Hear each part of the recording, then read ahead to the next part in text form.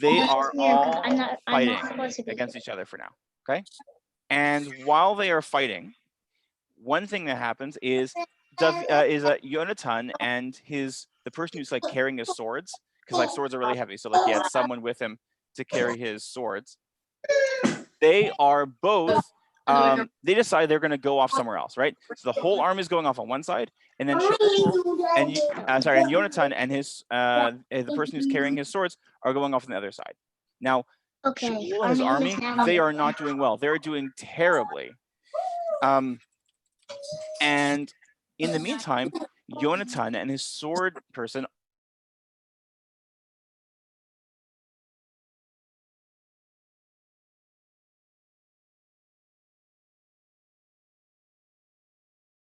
finish sneaking up behind everybody.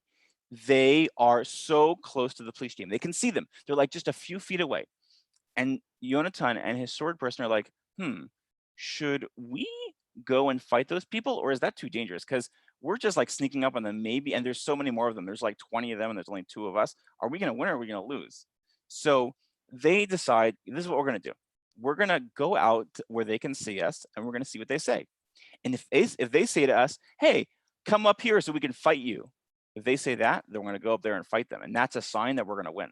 But if they say, wait, stay there, we're going to come down and we're going to go to you and fight you where you are, that's a sign that we're going to lose and we should run away. So they go out and they say to the police team, hey, police team, how are you? We're just sneaking up behind you. And the police team are like, hey, come up and fight us. Let me show you a thing or two. So that's what they do. They go up and they fight the police team. And who do you think wins? If you think that the police team won, then raise your hand. Okay, and if you think that Jonathan won, raise your hand. Okay, Jonathan won. Okay, Jonathan won the fight. So they're all fighting and they're doing really well. And so they kill all these police team, and then all the police team are like, wait, what's happening? There's someone behind us. There's someone behind us that's trying to attack us. Who is this? And they get really distracted and they get really confused. And while they're distracted and confused, Shaul's army is like, wait, what's going on? It looks like the police team are getting ready to attack us, but all of a sudden they look really confused. Maybe now is a good time to attack them. So they start attacking and they finally win. So they win because Jonathan basically like saves the day for everybody. Now that is the story so far. No. Okay, great. I unmuted you in case you have questions. Okay. Now, now here's the next thing that happened. Shaul. Now, sometimes when you're the head of an army and you want your soldiers to like really focus, you say to them, soldiers, you can't just go off and do whatever you want. Soldiers, you need to listen to what I'm saying. And Shaul told all the soldiers, I am telling you a really important thing. If any one of you eats today, if you have anything to eat today, then you will be cursed. You are not allowed to eat today. Okay, that's what he told them. But he told them that while Jonathan and his sword carrier were somewhere else. So did Jonathan know that he wasn't supposed to eat? Jonathan had no idea. Okay, so Jonathan and his sword carrier, they come back and they're all together again. And while along the way, Jonathan sees a bunch of beehives. Now, what's inside of beehives? Well, there's honey inside of beehives, right? Okay. He sees a bunch of beehives and he's like, I'm so hungry. I've just been fighting all these police team all day. I would really like to eat some of that. So he goes and he takes like a finger and he eats a tiny bit of honey. Okay. And then he keeps going. So the soldiers are like, what did you just do? Your father, Shaul, said that you're not allowed to eat anything. You're going to be in huge trouble. And so then they come back and they're all together again. And Shaul wants to find out what they should do next. Now, back then, when Shaul or like the king wanted to find out what to do next, they had a way of talking to Hashem. And the way that they would talk to Hashem is that they would use this thing called the Urim and the Urim V'Tumim. Do you know what that is? Anybody heard of the Urim V'Tumim before, or the ephod before? Okay, here's what it is. So it's like this big plate. We actually learned about it in the Parsha a few weeks ago. It's this big plate that the Kohen Gadol would wear, and was covered in these like really, really big, beautiful stones. And somehow there was something inside of it that had Hashem's special name, at least that's what the rabbi said. And when someone would ask it a question, it would kind of like light up like an LED, and it would tell them what the answer was. Okay. So Shaul was like, Hashem, what should we do next? But nothing happened. Nothing happened. And Shaul was like, oh no, something has gone wrong. It must be that somebody ate today when they weren't supposed to. And so Shaul turned to his army, and Shaul was like, who did this? Who ate when they weren't supposed to? And he found out suddenly that it was his son, Yonatan. And he was like, oh, my own son did it? Oh no, that means I have to put my own son to death. Now, do you think Shaul's army wanted that to happen? Do you think they wanted Yonatan to die? No, right? They were like, no, Shaul, you're not allowed to do this. He's the one who saved us. He's like the hero of today. You're not allowed to let this happen. And so they begged and pleaded, and Shaul was like, okay, fine, we'll let Yonatan live. Now, Yonatan's going to be really important because Shaul, bad things are going to happen to him, but Yonatan ends up being really important, and he also ends up being friends with someone we're going to learn about in a little bit named David. Okay, we're not going to learn about David today, but we're going to learn about David soon, and he's going to be really, really important. Okay, so that's that part of the story. Now, the next story that I want to tell you is a little bit, well, this is what's going to happen. I'm going to tell you the story, and you're going to tell me what you think about it, and whether you think it's a good story or a bad story, and who do you think did the right thing and the wrong thing in the story, okay? Because I got to tell you guys, this is probably one of the hardest stories we're going to learn together. And so you have to really put your thinking caps on to think about what you think about the story, okay? Is everybody ready? Okay, you ready? Good. Okay. Now, before we start the story, I have a question for you, and you have to go back and think about what you know about the Torah. Who knows who Amalek is? I know who Amalek is. Who's Amalek? I have to be on A. Anybody know who Amalek is? Anybody want to say who Amalek is? I don't know. Okay. I don't know. All right. Amalek was a group of people. I can do it. No! Amalek was a group of people who, once upon a time, they did something terrible to the Jewish people. When the Jewish people were in the desert and they were going from Egypt to Israel, they went through the desert. And while they were going through the desert, when they were feeling really weak, they said, we are going to go and attack the Jewish people right now. We're going to choose this moment and attack all the Jewish people all at once. And so they started to attack the Jewish people, and they started to win. And Moshe was like, oh no, they're going to defeat us because we're so weak. We've just been through the Red Sea. We've just been through like the splitting of the sea. We've been through Egypt and the plagues and all this. And now we don't have any energy left. We're going to lose. So Moshe did this thing to help the Jewish people win. That's what he did. He lifted up his arms in the air like this. And whenever he lifted up his arms in the air, the Jewish people started winning against Amalek. But if you hold up your arms in the air like this, what's going to happen? If you do it for a long time, what's going to happen? You're going to get really tired, right? Right? So he held up his arms in the air, and he got two people, Aaron, his brother, and Hur, to help him hold his arms up. And so they held his arms up until Amalek was defeated. But the Jewish people never forgot that. They never forgot that Amalek did this terrible thing to them. And it says in the Torah that the Jewish people are supposed to destroy Amalek because of this terrible thing that they did to the Jewish people. Okay, but they didn't do it. And by the time of Shmuel, many hundreds of years later, they still hadn't done it, and Amalek was still around. And so now Shmuel was like, you know what? This is a good idea. This is a good time to do it because Shaul's the king. He's strong. People like him. Maybe Shaul can go and destroy all of Amalek. Now, here is the first hard question for you. And some of you are muted. So if you have an answer to this question, you have to unmute yourself. Do you think that it's okay for Shmuel or Shaul to destroy all of Amalek? Okay, if you're saying no, then why do you think no? Because it's only one person and they need other persons to help. You're right, right? You can't punish one person for something that someone else did, right? Like if your parents do something wrong, should you guys be punished? That wouldn't be fair, right? Right? People should just be judged for the things they do. But that's what Shmuel said they were supposed to do. So Shmuel went to Shaul and said to him, it is now time for you to destroy all of Amalek. Shaul was like, all right, that's what I'm supposed to do. That's what I'm going to do. So Shaul brought his army together and went over to Amalek and they started attacking. And they started killing people in Amalek, many, many, many people. But when they were in the middle of attacking, they were like, maybe we shouldn't destroy everything. Maybe we should save some of the things that the people in Amalek have. Like they have lots of sheep. We shouldn't destroy the sheep. What do the sheep do wrong?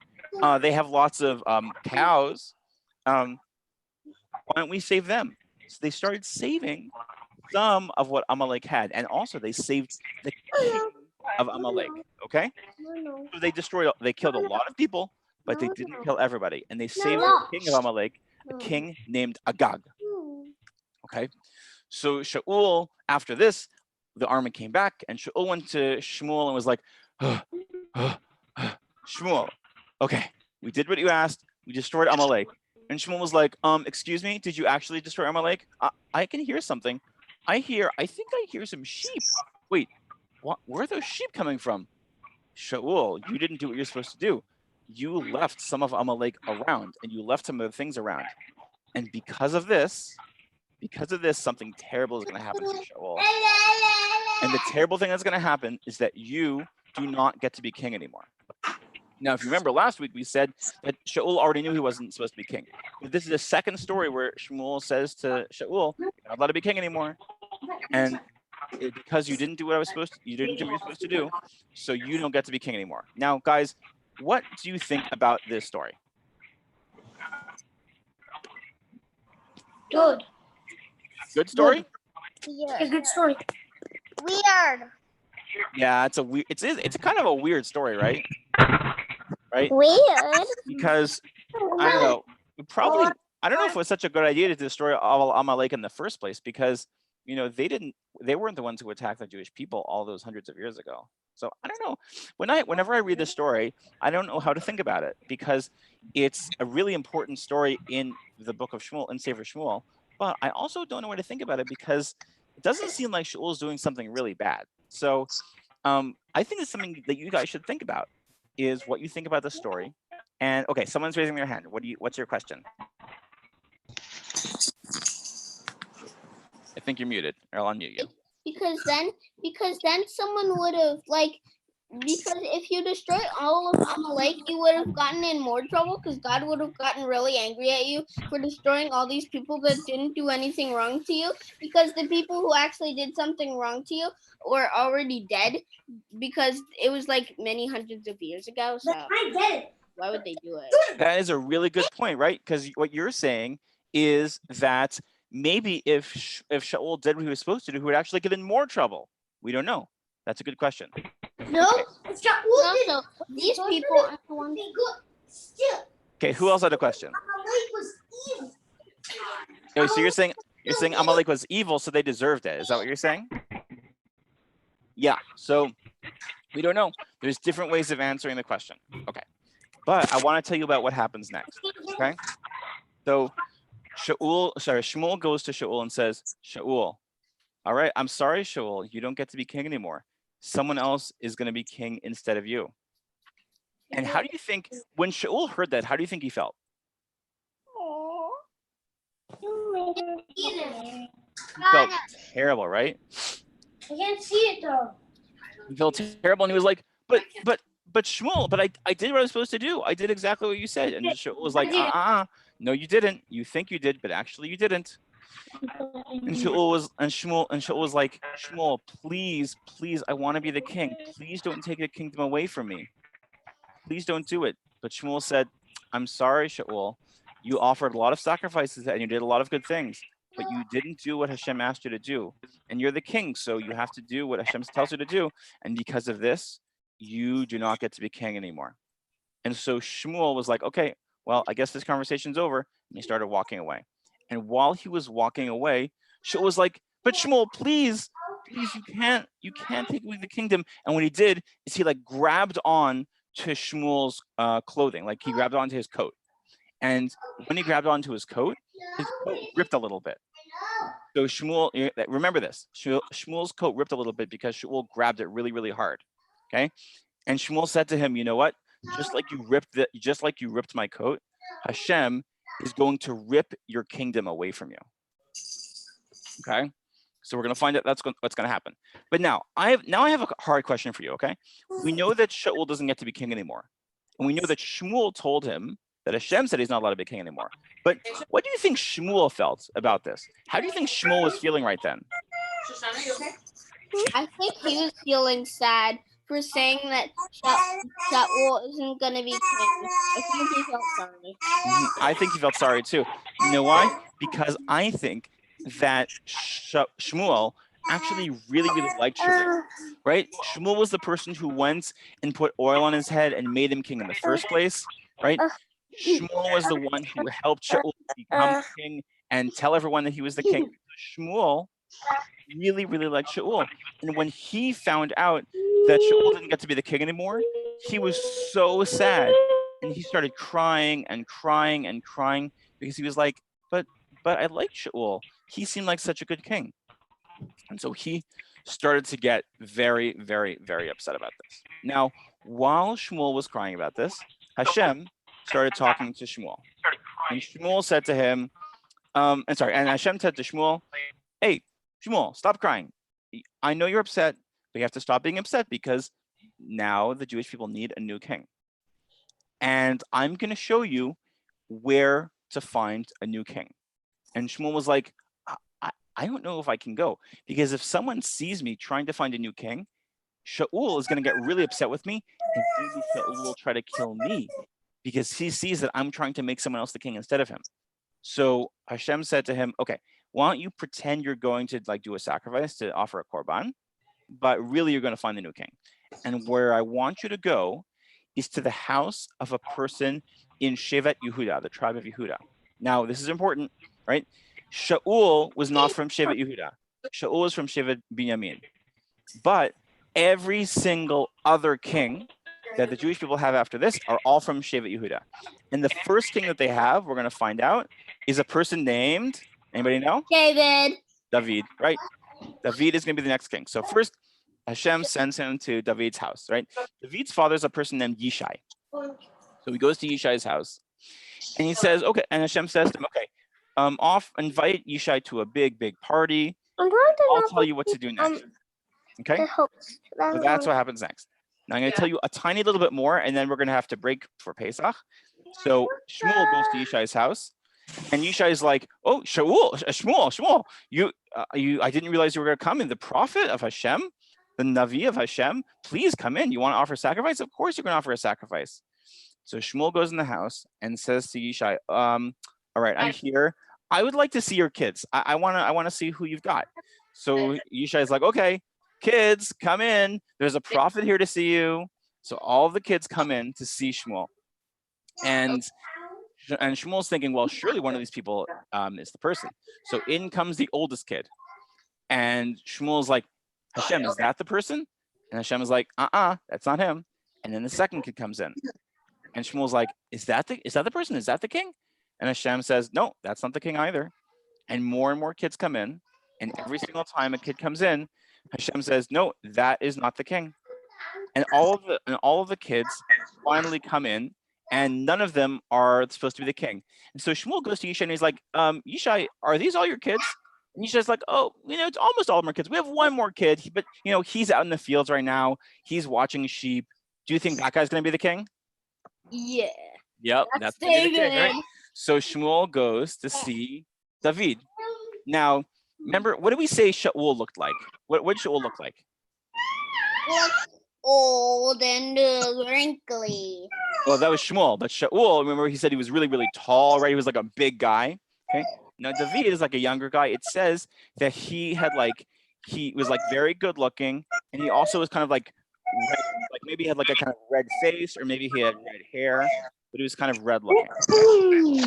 And as soon as Shmuel saw David, he said to him, Shmuel, this is the guy, this guy named David, that is going to be the new king of Israel. So what do you think Shmuel did then? How do you make someone a king? He poured oil all over his head. He poured oil on his head. And he said, all right, David, you are the king. Now, I'm going to tell you an amazing thing that happened right then. In Sefer Shmuel, it says, as soon as Shmuel poured oil on David's head, Shaul, back in his palace, he didn't know any of this was happening, but as soon as that happened, Shaul started to feel terrible. It says that he had like a kind of evil spirit inside of him. And Shaul, for the rest of his life, was just kind of like in a bad mood all the time. Sometimes it was a little bit better. Sometimes it was a little bit worse. But for the rest of the story, we're going to find out that Shaul is just like, he's sad or mad or angry all the time. As soon as the oil touches David's head, as soon as David starts becoming the king. Now remember, even though, just like with Shaul, even though David is the king, even though Shmuel put oil on his head, that doesn't mean anybody knows about this, right? The next step is that they need to tell everybody that David is the new king. But this is a little bit harder, right? Because there's already a king, and Shaul is not going to be so happy that David wants to be the new king. So we are going to learn about that the next time we learn together. So, okay, I see some hands. Okay, what are your questions? Me? Yeah. So, is he gonna be hiding in is he gonna be hiding in someone's luggage again? Oh, that's a good question. You know what? He's not gonna be hiding in luggage, but he is gonna be hiding at some point in the story. So we're gonna find out. He's definitely gonna be doing a lot of hiding. Leo. Okay, anybody else have questions? Yeah. Okay, what are the other questions you have? If you have a question, you should just shout it out.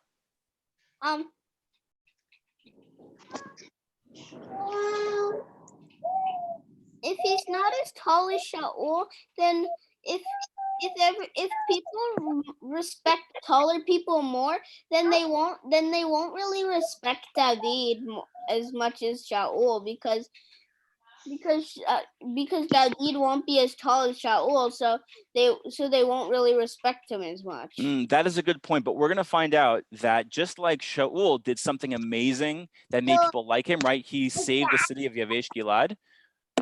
David is also going to do something really, really amazing that's going to make everyone think that he is this amazing warrior. And actually, they're going to think that he's a better warrior than Shaul.